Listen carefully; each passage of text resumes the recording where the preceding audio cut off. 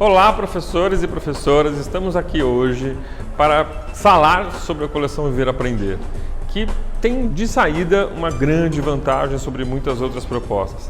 Ela já tem mais de 10 anos de estrada e tem um objetivo muito específico, que é fazer uma coleção que tenha significado para jovens e adultos. Não se trata de adaptar de um outro conteúdo ou de aproveitar conhecimentos de escolas para adolescentes e crianças. A ideia é pensar o que é realmente importante para os adultos, o que eles precisam aprender, como eles aprendem. É por isso que nós selecionamos uma equipe de pessoas que estivessem dispostas a simplesmente pensar juntos conosco para criar uma coleção que fosse de fato uma coleção para jovens e adultos. A coleção Viver Aprender está organizada desde o processo de alfabetização até o ensino médio.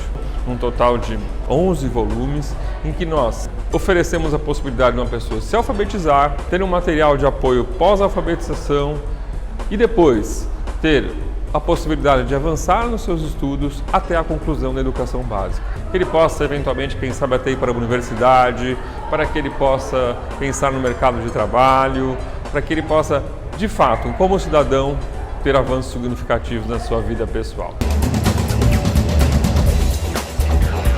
Como relacionar esta obra com o mundo do trabalho? Como fazer com que a quantidade enorme de conteúdos que em geral se oferece ao ensino médio se torne possível como um trabalho adequado para jovens e adultos no contexto da EJA? Reunindo vários autores, especialistas nas áreas, a primeira decisão que tomamos é que não se trataria de um material por disciplinas, mas sim por áreas de conhecimento. Tal qual hoje, todas as indicações que se fazem para o ensino médio defendem. Inclusive o próprio Enem, hoje, tem uma organização por áreas de conhecimento. Consideramos que o conhecimento não possa ser tão fragmentado em disciplinas e que podemos ter muito ganhos com jovens e adultos, pessoas que já têm experiências de vida, que já têm experiências profissionais e que podemos acrescentar ainda mais com um trabalho por área de conhecimento. Por isso, a coleção tem 3 volumes. Uma que se chama Linguagens e Culturas, que está relacionada à área de linguagens. Um outro volume que se chama Ciência, Transformação e Cotidiano, da área de Ciências da Natureza. E um terceiro volume chamado Tempo, Espaço e Cultura, da área de Ciências Humanas. É importante lembrar ainda, no caso do ensino médio, que temos um único livro e não um livro para cada período. Para todo o ensino médio na EJA, temos um único livro para a área de conhecimento. E é por isso que, quando observamos o índice, ele está organizado em 3 etapas, em 3 blocos de temas e conteúdos para o ensino médio. Podemos observar também que, apesar de ser um trabalho por área de conhecimento, existem algumas cores indicando que este capítulo foi conduzido mais pela disciplina de História, ou mais Geografia, mais Sociologia, ou mais Filosofia. O que existe são temas, temos um tema riquezas e pobrezas, e todas as áreas de conhecimento vão se relacionar diretamente com esse tema.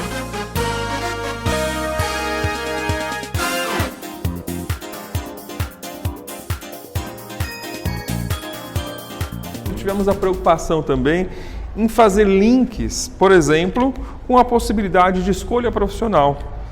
Sabemos que para jovens e adultos no ensino médio há um grande peso em pensar, bom, o que eu posso fazer? Qual será meu próximo passo depois que eu concluir o ensino médio?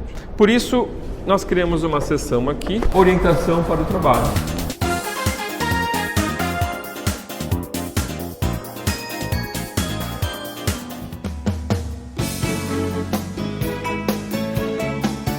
Para cada capítulo da coleção de ensino médio, encontramos nas orientações para o professor indicações específicas sobre objetivos que tem aquele capítulo, comentários sobre cada uma das atividades, possíveis respostas e sugestões de atividades complementares que podem ser ainda utilizadas pelo professor. A gente organizou o trabalho em 3 grandes temas: riquezas e pobrezas, a construção da nação e também cidadania, conflitos no mundo contemporâneo. São grandes temas, e que são, evidentemente, temas importantes, que trazem conceitos importantes da área de ciências humanas. Alguns dos conceitos essenciais vão aparecer aí, como o conceito de capitalismo, a ideia de nação, a ideia de riqueza, de pobreza, e tem, por exemplo, no livro Riquezas e Pobrezas, na verdade não no livro, porque é um único livro com todo o conteúdo da área de ciências humanas, mas na parte 1, que é a parte dedicada ao tema Riquezas e Pobrezas, nós vamos fazer uma viagem por vários períodos históricos, né, pensando como é que foi construída a riqueza no passado e no presente. Então vamos lá voltar para o Egito Antigo, para a Idade Média Europeia e pensar como se separavam ricos e pobres, como é que se distribuía a riqueza, como é que se produzia a riqueza nessas sociedades. Não só do ponto de vista da história, mas também do ponto de vista da filosofia, do ponto de vista da geografia, da organização do espaço, como é que se segmentava o espaço, segregava ou não o espaço, como é que os grupos sociais entravam em conflito, pensando também nos temas da sociologia. A ideia nesse primeiro tema, nesse grande primeiro tema, é exatamente poder refletir sobre o que significa ser rico, ser pobre e os conflitos que estão presentes nas sociedades quando se fala de riqueza e pobreza. Que isso tem a ver com o mundo antigo, tem a ver com a sociedade moderna, tem a ver com a nossa realidade atual também, onde muitas questões estão presentes ainda que se refere à riqueza e à pobreza. Não são só temas que nós estamos desenvolvendo. A ideia também é oferecer ao professor um conjunto de atividades, de documentos, de imagens, de letras de música, de atividades para o Enem, enfim, tudo aquilo que pode ser uma ferramenta utilizada pelo professor para que a gente possa, de fato, desenvolver habilidades, desenvolver estratégias de leitura, enfim, construir uma leitura do mundo de uma maneira bastante crítica. Além do tema riquezas e pobrezas, né, nós temos outros dois grandes temas. O outro que eu me referi à construção da nação, que vai fortemente trabalhar com o Brasil, com a cultura brasileira e com essa ideia da formação de uma identidade brasileira que está fundada na diversidade, nas culturas africanas, nas culturas indígenas. Vale a pena lembrar também que a gente tem toda uma preocupação em resgatar essas culturas que são parte da cultura brasileira, que são fundantes da cultura brasileira e que elas têm que estar presentes nesse diálogo também sobre o Brasil. Então vamos pensar na formação do território e essa construção de um Estado brasileiro, de uma cultura brasileira, desde o sistema colonial até um Brasil imperial e até um momento republicano. Além de falar da formação do Brasil enquanto nação, a gente também tem a preocupação em resgatar o que vai acontecer na Europa, em outros lugares do mundo e que vai ter um papel importante para o Brasil, como por exemplo na França, onde a gente tem uma Revolução Francesa, que é um pilar muito importante de toda a formação política, social do mundo contemporâneo, e também nos Estados Unidos e outros países da Europa.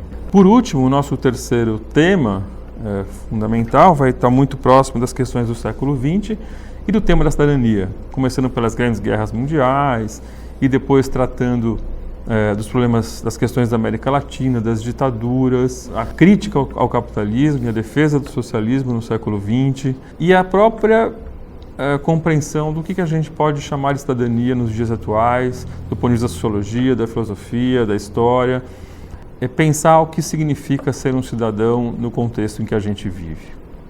Acho que é muito importante a gente pensar um pouco também, além de todos esses temas, o que está por trás dessa obra didática, que é, fundamentalmente, a gente tentar entender o que é ensinar ou trabalhar com a área de ciências humanas para a educação de jovens e adultos. O que ela tem de diferente em relação à escola para crianças e para jovens.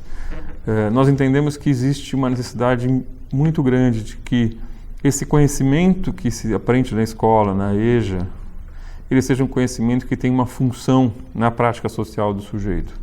A gente define que este conhecimento ele precisa ser um conhecimento que esteja em função das suas próprias práticas sociais, da sua capacidade de fazer escolhas na vida social, da sua capacidade de analisar criticamente o mundo em que ele vive, de tomar posições. Enfim, não é um conhecimento somente enciclopédico, é um conhecimento a serviço do sujeito e que possa alavancá-lo para outros projetos, para outros momentos da vida dele e outras possibilidades, né, futuras. Por isso que a gente não está tão preocupado na quantidade só de coisas que se ensina, a gente está preocupado em fazer uma seleção que seja super adequada para esse sujeito. Tenho que lembrar, por último, que a gente tem uma grande quantidade de possibilidades de se explorar esse livro, são muitos assuntos e que a nossa ideia não é assim que os professores tenham que seguir tudo nessa ordem, mas que a gente está oferecendo a eles a possibilidade de, dentro do seu plano pedagógico, dentro da proposta da escola, da localidade que você está, com os sujeitos que você tem ali na sua frente, você possa fazer escolhas que sejam significativas para o seu contexto vivido. Acho que vale a pena dizer também que, caso tenha alguma dificuldade em ter acesso ao livro do professor, ele está disponível também no site do Viver Aprender, que é o www.viveraprender.org.br. Lá você pode fazer um cadastro e o download da parte específica do professor.